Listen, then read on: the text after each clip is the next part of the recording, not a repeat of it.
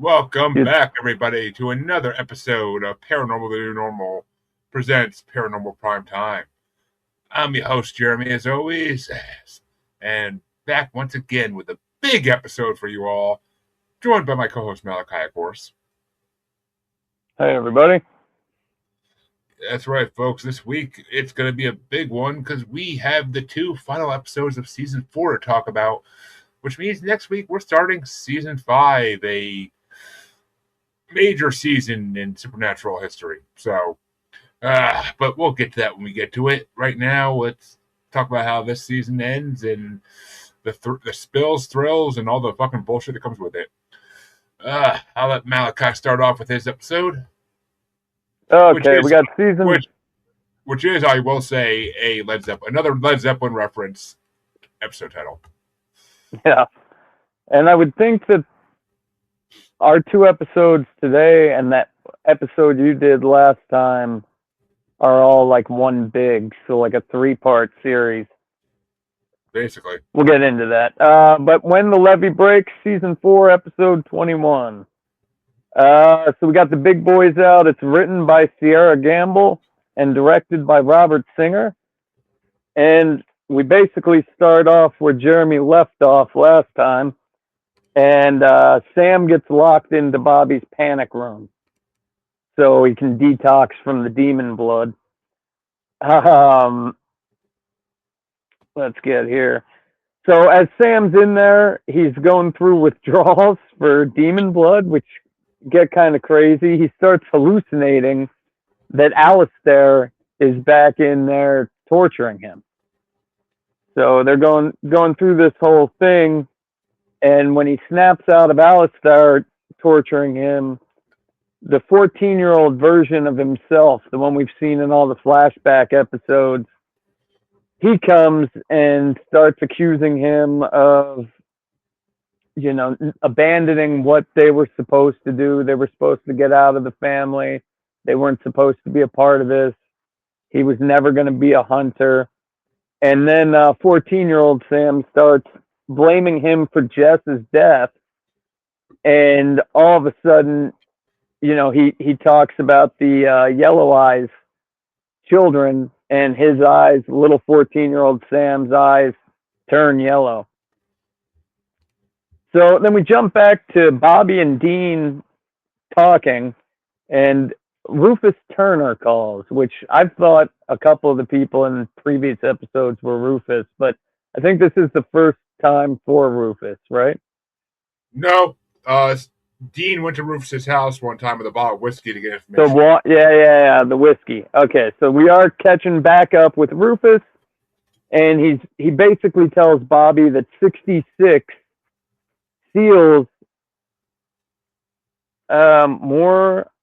Oh, no, I think it's like 63 seals are broken, right? Yeah. Somewhere around there, where there's only a couple seals left. And so Bobby tells Dean, and then he questions Dean if they're doing the right thing, because Sam's in there detoxing like crazy, and Bobby says maybe we should just let Sam do this because he's powerful enough to kill Lilith. It's the apocalypse. Is this the right time to be doing this? So then we flash back to Sam back in the panic room, and all of a sudden his mom comes this time. He's hallucinating his mom. And his mom's telling him how Sam's the strong one in the family, and he needs to do this, and Dean's weak, and all this stuff. So then, what do we got happening here? Oh yeah, Dean goes out. We cut back to Dean, and he's out praying for Castiel to show up, and Castiel ends up telling him. He asks Castiel, like, can Sam do this? Can he kill Lilith? And Castiel says, yeah, I think he could do it, but he's going to be a monster at the end of it. Like, he's going to be so changed from the demon blood that it won't be your brother anymore. And then he says, but you can save the apocalypse from happening as long as you pledge loyalty to us. And he actually makes Dean pledge loyalty. He can't just agree, tries to agree, And then Castiel's like, no, say the words. I don't remember exactly what the words were, but like, I will be obedient to the angels or some shit. To God. Um, To God's will. to God's will. So Dean goes back in. He immediately tells Bobby about this new deal that he's made with the angels. And Bobby's like, was that the smartest idea? And Dean says, well, I would rather do this than let Sam turn into a demon. And then we see Sam twisting on the floor. Everything goes quiet, so they go and check to see if Sam escapes somehow. And he's like doing exorcist shit on the floor, and then he pins up against the wall. They thought he was faking, but they're like, no, there's no way he's faking this. He's flying all around the room. So then, huh?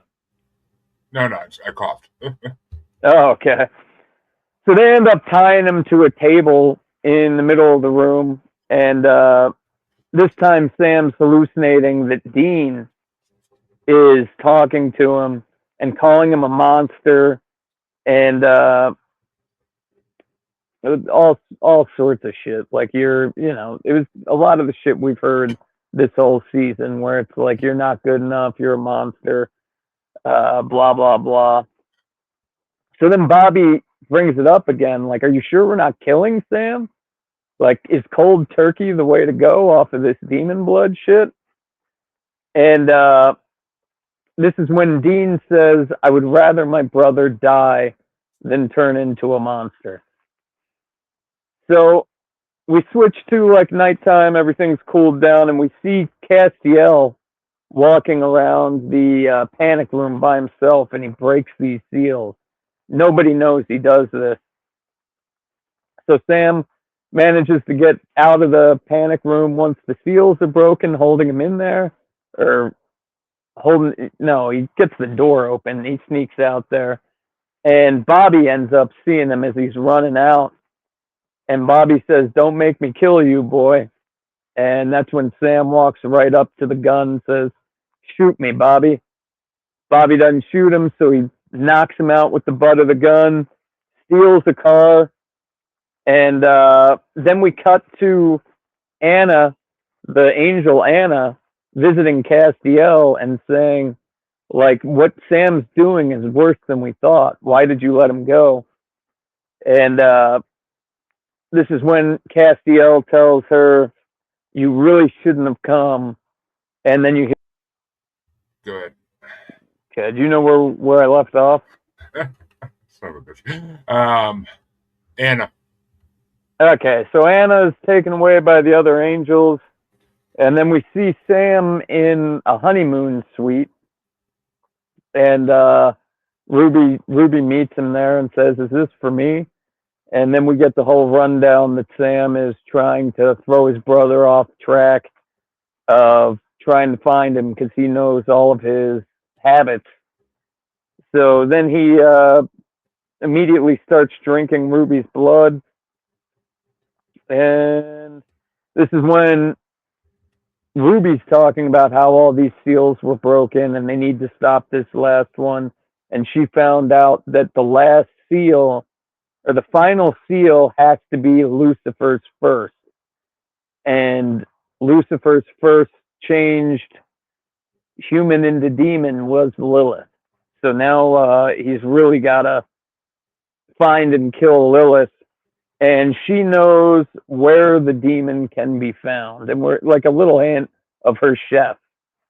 They know where Lilith's chef is.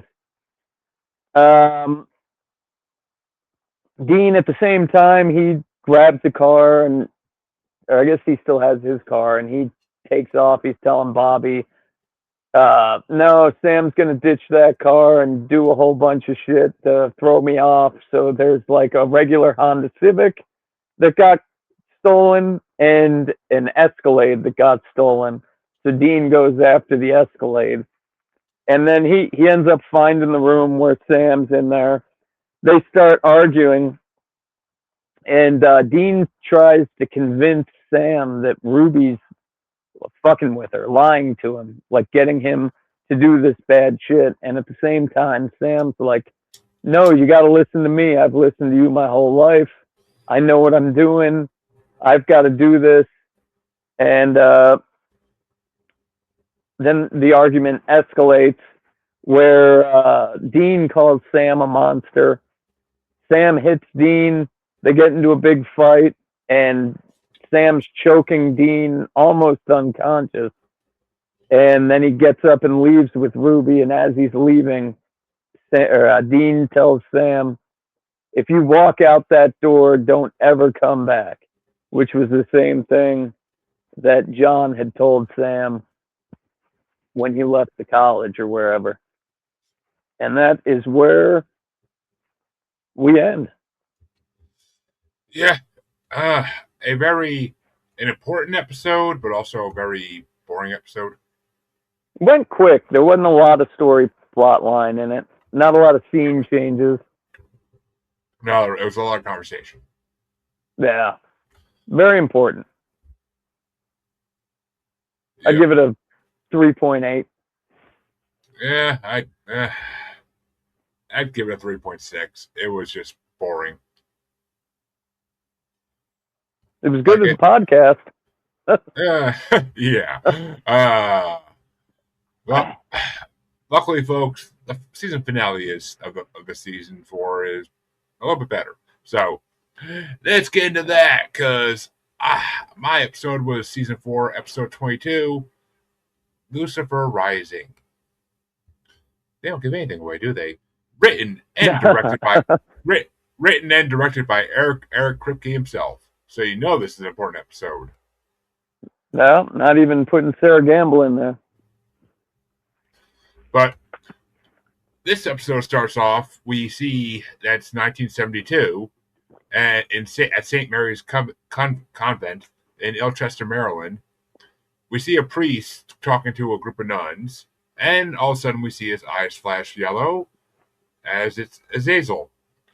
And he's giving a speech about how people keep forgetting that his father was once an angel, as well as the irony of how a nun factory was built over the entrance to the cage. The cage that holds Lucifer, for those who don't know.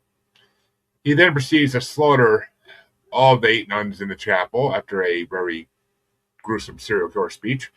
And we just hear screaming as it fades out of the doors. But we see title screen, and it goes back to the present day. And Sam's leaning against Ruby's car outside of the house. He's pissed off over the fight with Dean.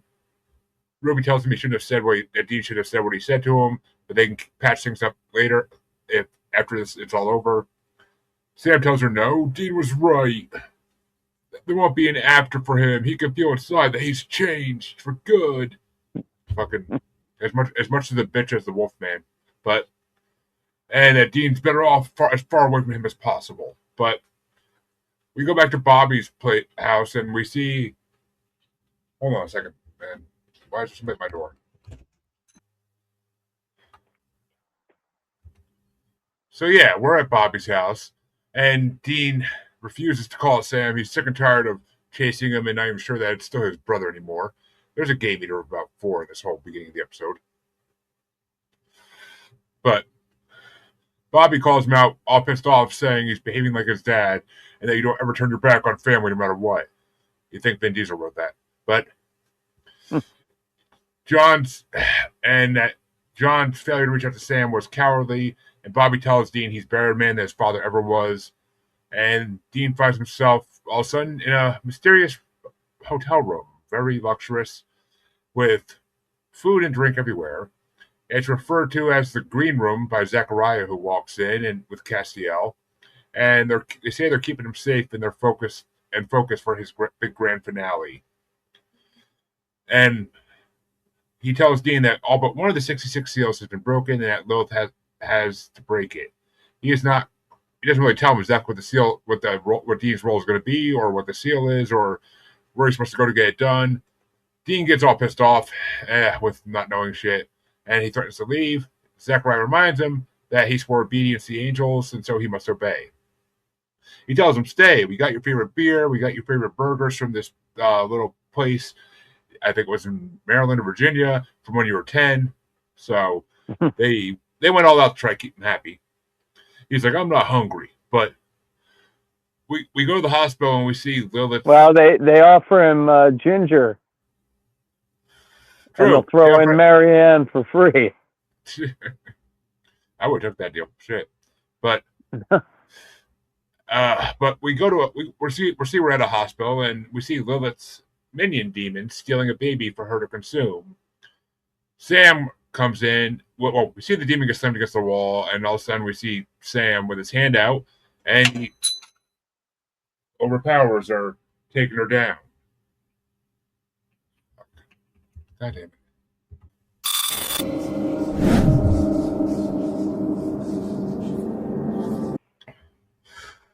Ugh. So we see Sam overpowering this demon in the hospital, and the demon ends up telling her, after they kidnap her and put her in the trunk of the car, they bring her back to a house and torture her and interrogate her. And she tells them that Lilith will be at St. Mary's Convent in Ilchester, Maryland at midnight the next night, but swears that she doesn't know what the final seal is. Ruby tells Sam they need to keep the demon alive so Sam can feed off her blood, because Ruby doesn't have what she needs to kill Lilith. The demon withdraws to the recesses of the possessed girl's mind to try to make him feel bad and not want to kill her. But so Sam has an innocent human now just to deal with. We flash back to Dean, and Dean calls Sam's cell phone and leaves a voicemail apologizing for what he said to him. We go back to 1972. There's a lot of jumping around at this point, to St. Mary's Convent. And through a dead nun, Azazel's able to speak to Lucifer, who tells him that he needs Lilith to break the 666 seals that hold him captive. Lucifer also tells him that he needs to find a very special child. Dun, dun, dun. And we go back to the present day. We see Sam sitting there reading about the 1972 massacre at St. Mary's. And he figures out that Azazel also visited the convent, and the demon must be telling the truth about Lilith will never break the final seal. He bundles the girl into the trunk of his car, and despite her screaming, he and Ruby head to the convent in Ilchester, Maryland. Along the way, he sees Dean's voicemail and considers listening to it, wondering if Dean was right all along. But and Ruby says they have to see us through to the end. We go back to the green room, and we see Dean begging Castiel to let him see Sam. But Castiel just keeps saying no and then just disappears, stealing all the exits to the room. Dean tries to break out of the room, smashing the wall, but as soon as he stops, it rebuilds. Zachariah appears, and Dean confronts him about what's going on, why can't he go see Sam, and how is he going to ice Lilith. Zachariah replies, he's not going to ice Lilith, she's going to break the final seal. Dean's confused, like, what the fuck, why would you want to do that? And all of a sudden it dawns on him, and Zachariah admits that the angels never wanted to stop Lilith from freeing Lucifer. That the upper echelons of the angels actually wanted the apocalypse to happen in order to defeat hell and bring about paradise on earth. He's unconcerned about the vast loss of human life that Dean brings up, but what do you expect? And Dean's all pissed off. He's asked what about Sam, pointing out that he won't stop until he stops Lilith. Zachariah just says again very smugly, Sam has his part to play. He tells Dean he should worry more about himself and his own role, which he reveals has always been to kill Lucifer once he has risen. Dean says, where the hell's God in all this shit? And Zachariah just says, God has left the building. A theme in this show. But 2 miles from the convent, Sam and Ruby pull off the road, and Sam listens to Dean's message, but it's been changed by somebody, and it's now Dean just abusing and yelling at Sam and rejecting him. Now Sam's all pissed off, and he orders Ruby to kill the possessed girl so he can drink her blood to prepare to face Lilith. We go back to the green room again, and Castiel returns and apologizes to Dean for deceiving him. Dean's pissed off and argues with him, saying that he just following orders when he knows that what the angels are doing is wrong. He tries to convince him to help him, and Sam stopped the apocalypse, as he was once willing to do before he was dragged back to Bible camp. Castiel starts to refuse, but he returns, cutting himself, and draws an angel banishing sigil on the wall with his blood. When Zachariah arrives to stop him, Castiel places a bloody handprint in the middle of the sigil, and Zachariah is sent away.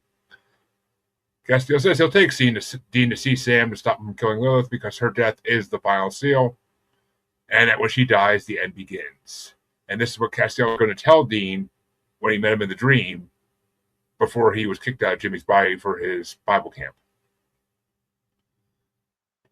So to find Sam, Castiel and Dean go see our good friend Chuck, the prophet, and he tells him that he's like, "You're not supposed to be here. This doesn't happen." And he tells him that he foresaw that Sam is at the covenant with Lilith, and they find him on the phone. When they come in, they find him on the phone. He's trying to order 20 hookers, and he thinks it's the last night before the apocalypse. And he tells him where the convent is, but is confused because neither the presence at his house nor the convent were in his visions. An archangel begins to make its presence known by shaking his house to shit, and Chuck's like, "Not again."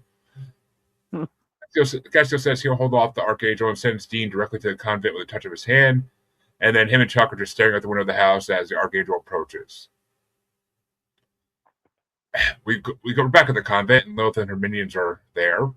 Sam and Ruby arrive. Sam easily gets rid of all the demons and pins Lilith to the altar.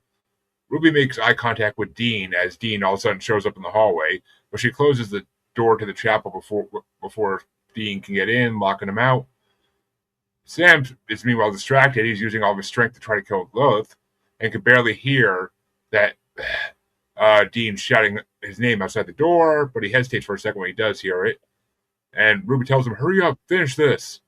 And when the hesitation results in taunting by Lilith, his eyes turn black, and he ignores Dean's shouting completely, and he gives in and kills Lilith, and she falls to the ground dead. Very underwhelming death scene, in my opinion. But and we see blood start to trickle from Lilith's mouth, and it starts to form a spiral shape on the floor of the chapel. Ruby is so happy as could be, and starts to reveal that Lilith's death was the final seal, and that she has been working on the top secret plan to free Lucifer all along. Now that the final seal is broken, the cage is open, and Lucifer is free. Sam, all of a sudden, like, "Fuck, what did I do?" Tries to kill her with his demon powers, but he realizes he used up all the energy on Lilith, and he falls to the floor, passing out. He accuses her of poisoning the blood. She says, "No, it wasn't the blood," and she just merely showed him the options. He chose the right path every time. Sam asks why it had to be him, and Ruby reveals that Sam was the only one who could bring back Lucifer and starts to assure him that Lucifer will reward him. Dean finally breaks in and rushes forward, pissed off as much as could be, and Ruby just purrs at him, "You're too late." And Dean's like, "I don't give a fuck." And Sam jumps up and grabs Ruby from behind, allowing Dean to stab her with her own knife. Dean gives her a good twist and kills her. They stare at each other in silence, and all Sam can say is, "I'm sorry." Game moment of like 3. And at that moment, a beam of light appears in the middle of the spiral circle of Lilith's blood, and it begins to turn, revealing an opening in the floor. The ground starts to tremble. Dean says, "Sammy, let's go." And Sam says, "Dean, he's coming." And they hold on to each other in a very gay moment as the light burns brighter. Lucifer is rising. Dun, dun, dun. Season 5's gonna start off good. Oh, yes, it does. But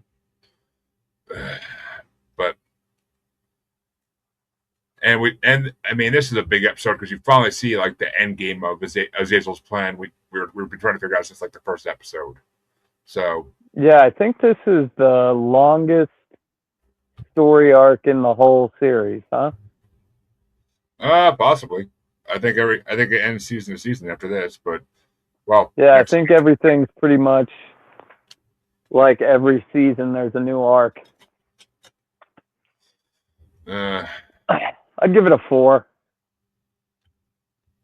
Yeah, I mean, I would give it a.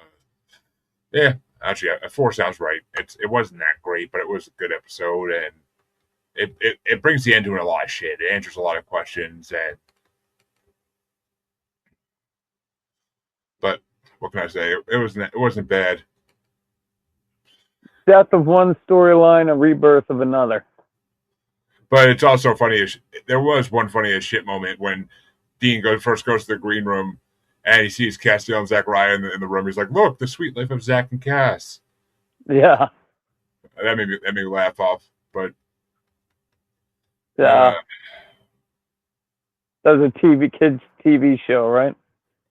Yeah. And apparently to this day, Eric Kripke refuses to say whether it was Zachariah or Ruby who changed Dean's voicemail to Sam. Huh. Leave it up to the viewer's imagination. You guys decide. Put it in the comments. Yeah, exactly. But yeah, I enjoyed these 2 episodes, and I'm looking forward to the first 2 episodes of season 5 because they're going to be storyline filled. At least I think they are, and going to be some fun is because season 5, season 6 are 2 of the biggest seasons of Supernatural ever. So we're going to be having some pretty good content for the next few months at least. Heck yeah! But well, folks, we'll be back in a week with season 5 for you. Have a good one, everybody. Take it easy.